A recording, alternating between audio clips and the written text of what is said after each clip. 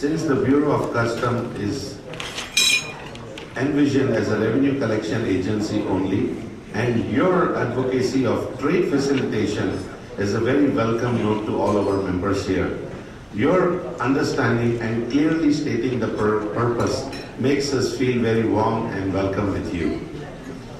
We pray under your tutelage and care, the Bureau of Customs, you will not give anyone a chance to pull one fast over you. You have to do what you have to do.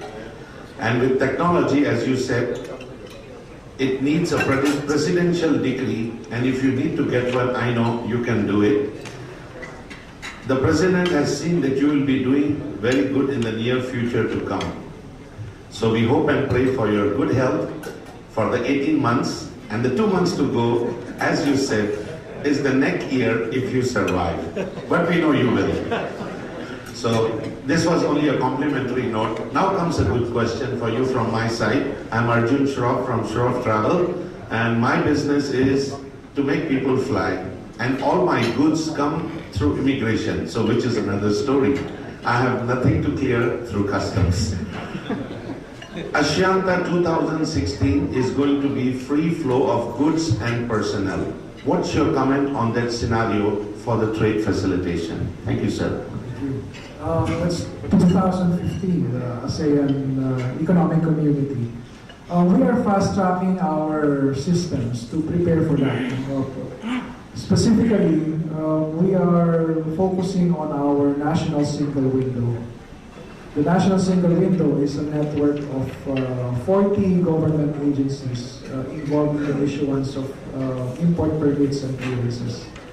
So we have established the first phase wherein the interconnection is established, and they are now able to send their documents and data electronically to the Bureau of Customs.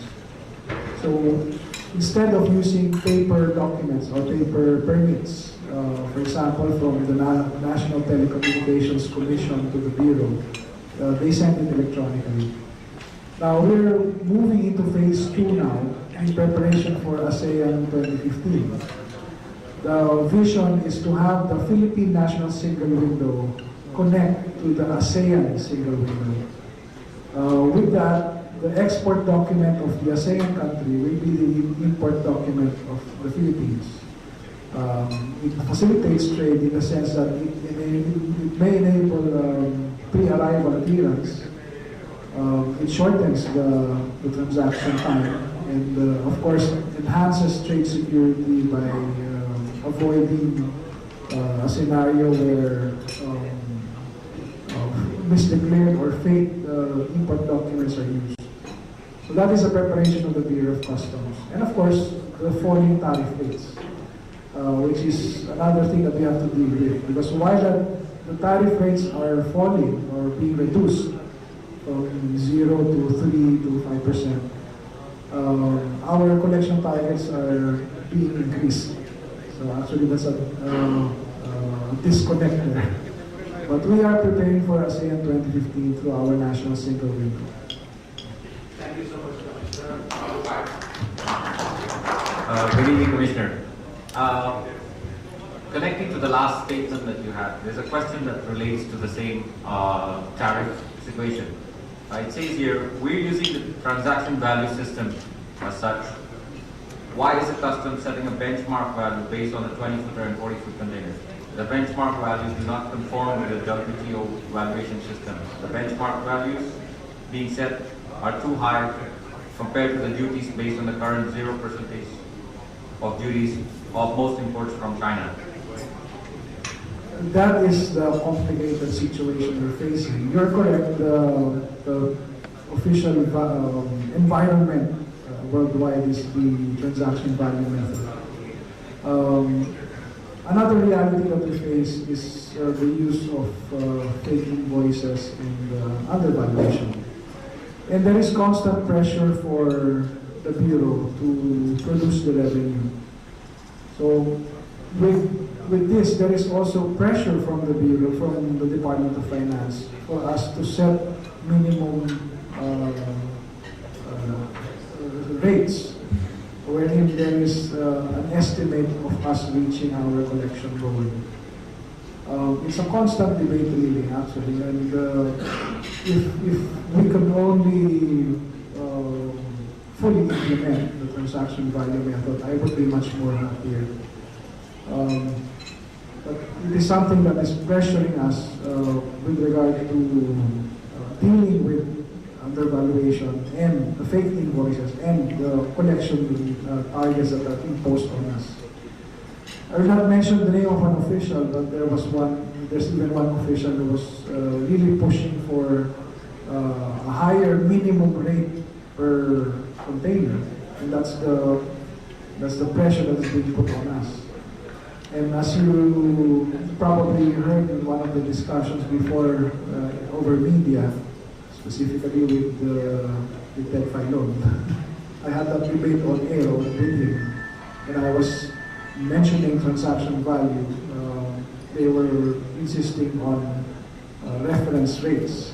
So I think we are in a transition period now where we will have to deal with that legal environment that we're supposed to be implementing. But there's this tug of war now with the revenue collection. So, at this point, I would say that's a transition that we're in now. Thank you very much, Commissioner. Next question. At the bottom.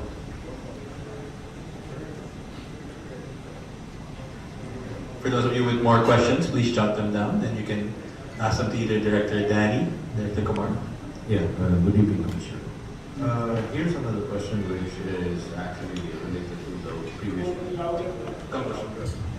Yeah, my competitors undervalue their shipments by big margins. If I do not follow the same, I will not be competitive. What should I do?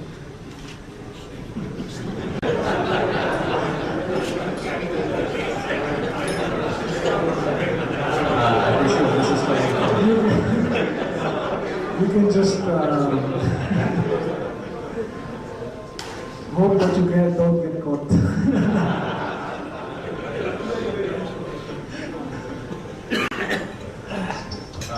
Thank you, Commissioner. Another question. It's actually a suggestion. Instead of privatization of customs, why not bring in the SGS to improve the customs collection?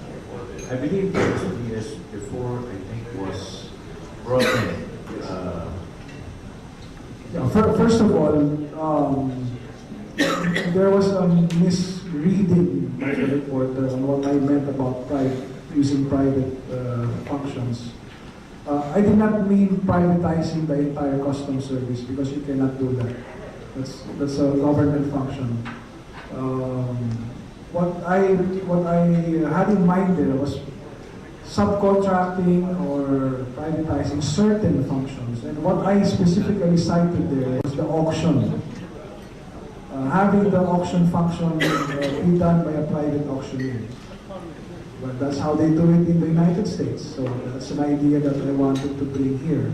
Because we know the alokohan also in the auctions. With regard to the SGS, we're doing the bulk and break bulk load port survey. That is for bulk and break bulk. Containerized cargo is not included. But I have submitted a proposal for the expansion of that program, the load port survey, which is equivalent to the pre-shipment inspection of previous decades, for the containerized cargo. So I have a proposal already for that.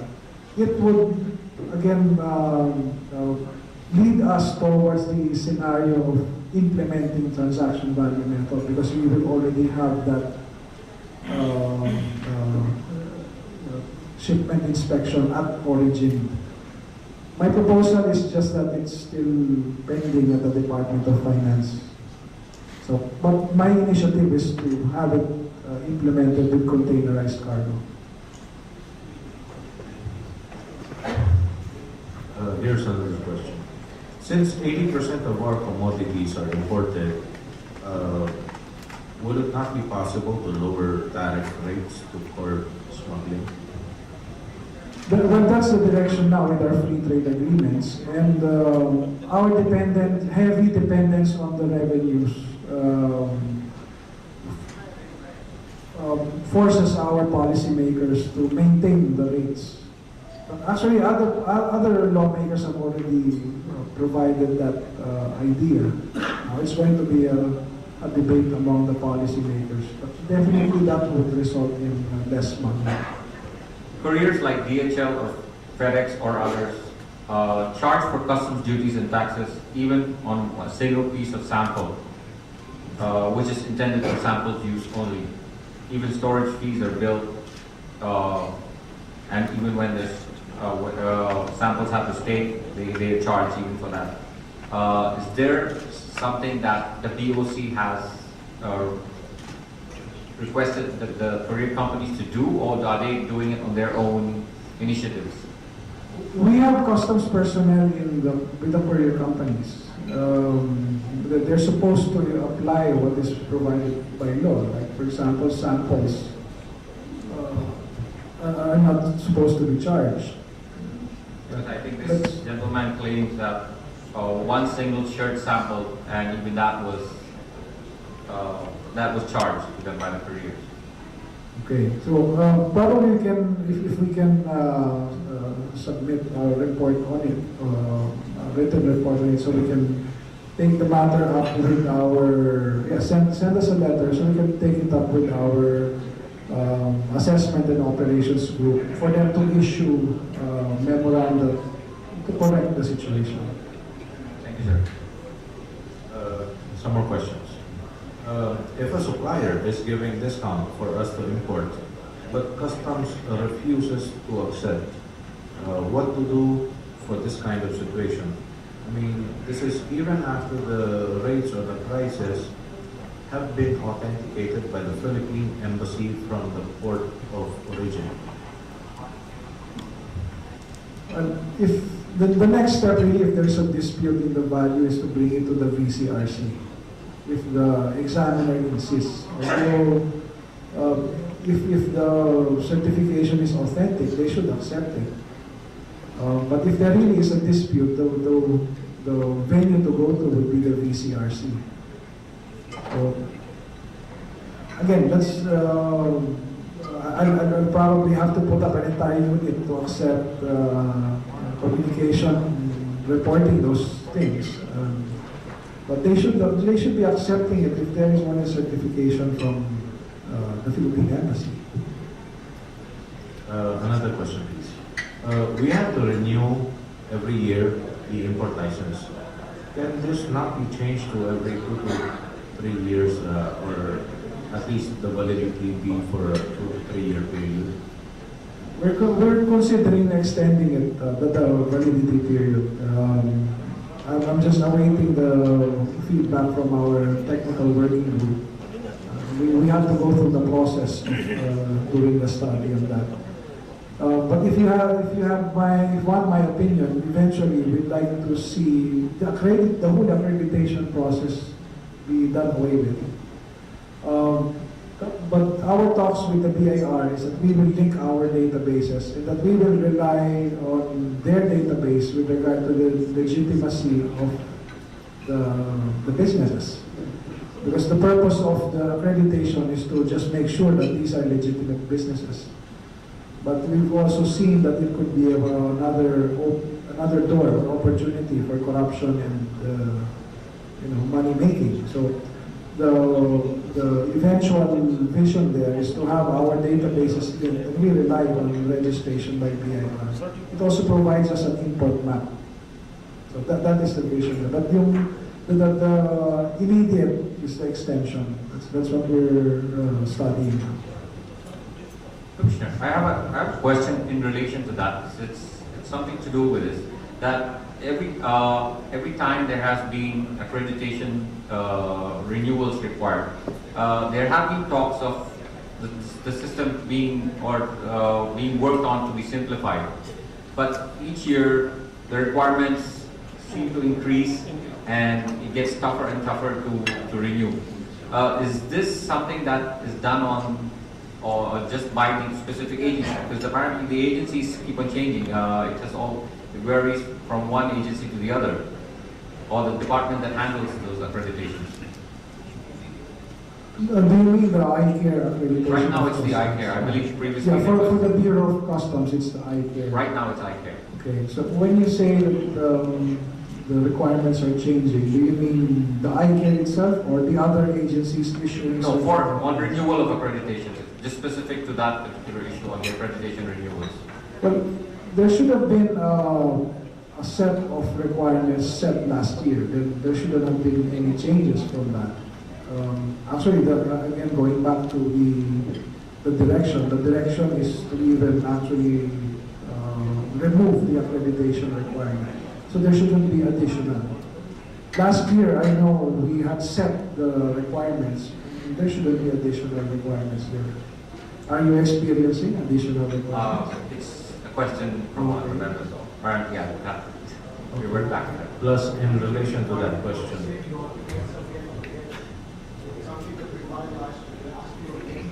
For the renewal, they already had it last year.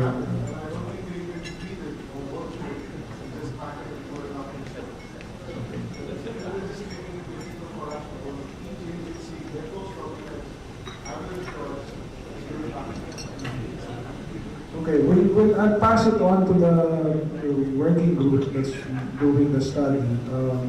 But it would also be good if there's a position paper from the chamber probably to air out common concerns so that we can have it addressed all at the same time. Commissioner, may I add on that specific comment that Past President Jami had? I believe some of the requirements are certified true copies from the BIR, certified true copies from the City Hall on permits and stuff. And we all know the process is quite tedious, and at times it turns out to be very costly because it turns out to be that each and every copy that the BIR has to certify apparently has a certain amount, which is not very small in this day. And this is just for renewals. This is not even for new accreditations. So maybe you are working on modernization, and as you said, you're trying to work on eventually removing the whole procedure. Maybe your team could actually look into this issue. So thank you, sir. Yes, sir. We take note of it and we'll include it in the working group. yeah, basically my question was also related to it. Commissioner, I have a question here, which goes, as legitimate importers, we have always declared the true value, quantity, and classification of our importations over the years. In every entry or importation, we have been required to present importation permits coming from the FDA, PS, and other agencies as required, as well as proof of payment for the said importations. A number of times, our importations have also been subjected to rechecking or review by the BCRC, and then subsequently released after their satisfactory findings. A couple of years later, we are subject to audit by the post-entry audit group of the BOC. May we note the logic or the purpose in this? On our side, our time and resources can instead be utilized in raising productivity and profit. And on the Bureau's side, the time and resources can be utilized in going after the real smugglers. The post-entry audit group is supposed to capture those that have gone through the cracks at the front line. Although we are at a point where we have not completely upgraded our structure, because the presence of a post-entry audit group is supposed to lessen the pressure on the front line. But in our case, it's still that hybrid system of having a strict front line and then you're counter-checked by the post-entry audit. Again, going to the modernization of policies, the idea really is to loosen up on the front line and just capture the post-entry audit. So the direction is moving towards that. So that there wouldn't be any pressure on both ends for importers.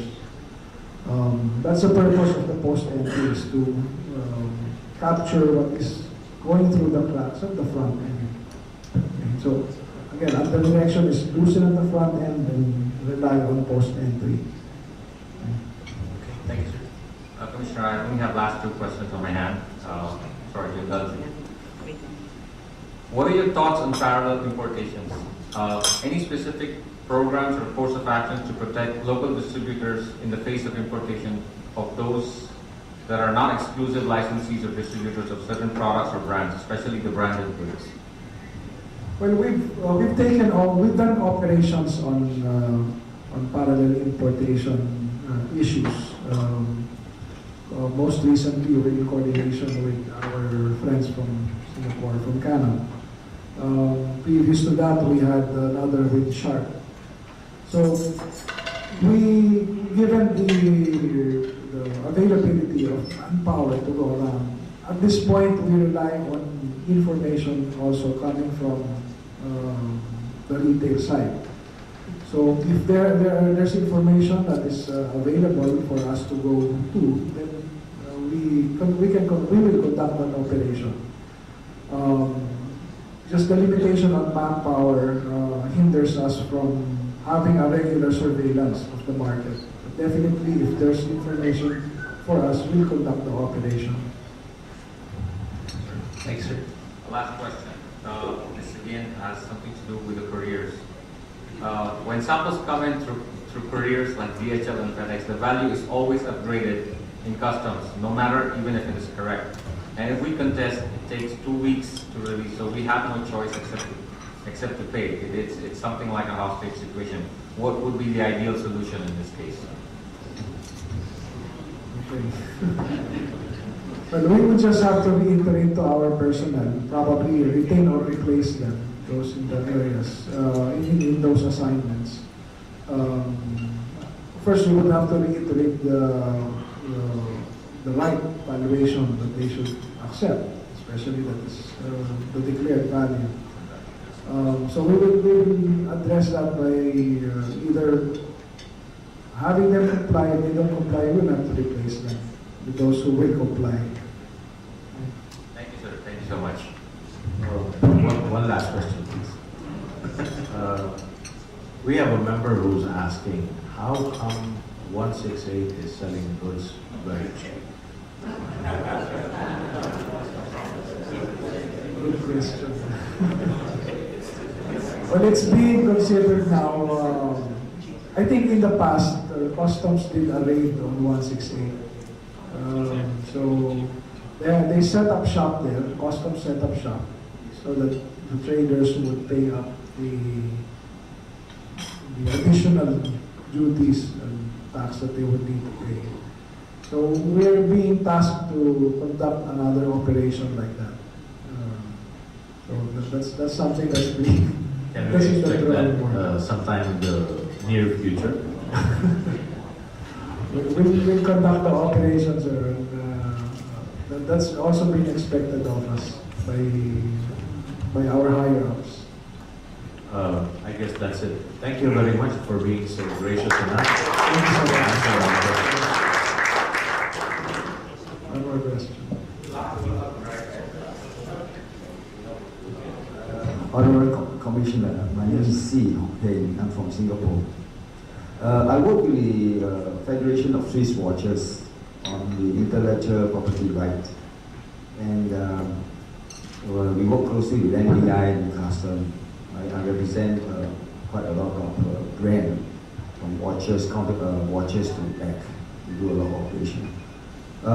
Recently in Cebu, the Custom raided a warehouse, and there's a lot of brand that's under my care. See? Now, I was wondering whether could Custom in any way to support me, the local representative for this brand owner, because normally we wasn't informed until such time there was in newspapers, was in fresh in TV. So, I was wondering whether to Custom in any way with your blessing to support us as a local representative, maybe before the operation or during the operation, because as the local representative, we need to inspect the counterfeit item, and then we need to issue certification. And sad to say, sometimes I requested for certain information like pictures or quantities or one other brand. And they say it's custom policy, retailer, and others they can't share. So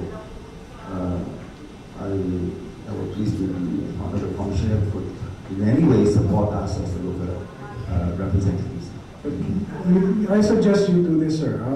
If you can write us a letter requesting that being the local representative of the brand, that you be given access to our IPRT group, the Intellectual Property Rights Group. Yes, sir. And I officially endorse you to them to, what we're doing is documenting. Yes, sir. Unfortunately, the letter did not reach you. I'm sorry, sir. Unfortunately, the letter did not reach you. I wrote a letter through the IPR Division of Custom, attorney side, attention to Commissioner. So that was last year. So I guess probably it the was letter directed to Attorney Zai. through attorney side. Yeah, but I think probably the letter misplaced. So I thought maybe today is a good opportunity I can ask you. Yeah, I'll do that again, sir. I'll do that again. I'll write in official letters. Thank you very We much. can document it, sir, so I can officially endorse you to. Thank you very much, sir. Thank you. Thank Yes, you. sir.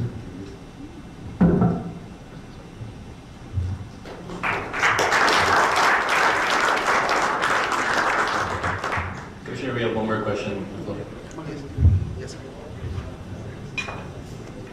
Good evening, sir. For the benefit of my dear colleagues here, I was the guy that he was referring to that texted him at 10 o'clock at night. And believe me, he was just completely amazing. For which I would like to thank you again from the bottom of our hearts for helping us immediately. And the best part was nobody asked for any money, which was, again, something unheard of. So again, thank you, sir. I have a question. Shipments that come in from China are normally tagged as red. 99% of the time it's always red. And we actually envy the big companies that get to be tagged as green. I dare say that a lot of us are legitimate importers that would share the same amount of credibility as that of a big company. Isn't there any way that companies, smaller companies, could be accredited in a similar fashion that bigger companies are looked at, and we could also enjoy benefits of passing through a green lane?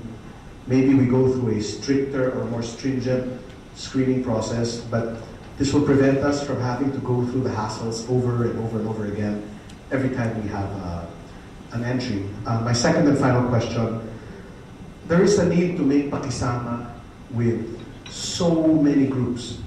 So as far as enforcement is concerned or intelligence, I would say from the top of my head, there are probably 20 different groups that an importer would have to deal with. And in an effort probably to curb the corruption problem, couldn't you come up perhaps with just one group and make that some kind of a super group to handle this, rather than having so many of them hitting out on importers every time we have an entry? Again, thank you, sir. With regard to those groups, I've spoken to our deputy commissioners, and I gave them instructions to look into these groups and if not control or if not eliminate, control these groups. I would rely always on feedback. So I need feedback. Well, now that you've given me that feedback, when in our next meeting, I will reiterate to them that there are still complaints. I would call it complaints. Because in our last meeting, our previous meeting, I stressed to them that we need to ease up on the importers, and that lessen, if not totally remove, unnecessary operating units on the ground. So I'll take your question as a feedback that the instructions have not yet been carried out. So in our next meeting, I will take it up and answer it. What was the first question? I'm sorry. The green lane. Yeah, the green lane. We're coming up with, or we're initiating a AEO program, the Advanced Economic Operator Program. It's a model that's patterned or is prescribed in other countries, where traders can apply for not accreditation, but for qualification. We're rolling that out, so perhaps in the near future we can open it up to the smaller traders for you to be able to avail of the privileges of having a quicker processing time. So that's a program, sir, that you can expect. Thank you, sir. With that, we end the forum. Thank you so much to Mr. Biazon for giving answering all our questions. I would now like to call on President Bishop Mirpuri to give us his President's response.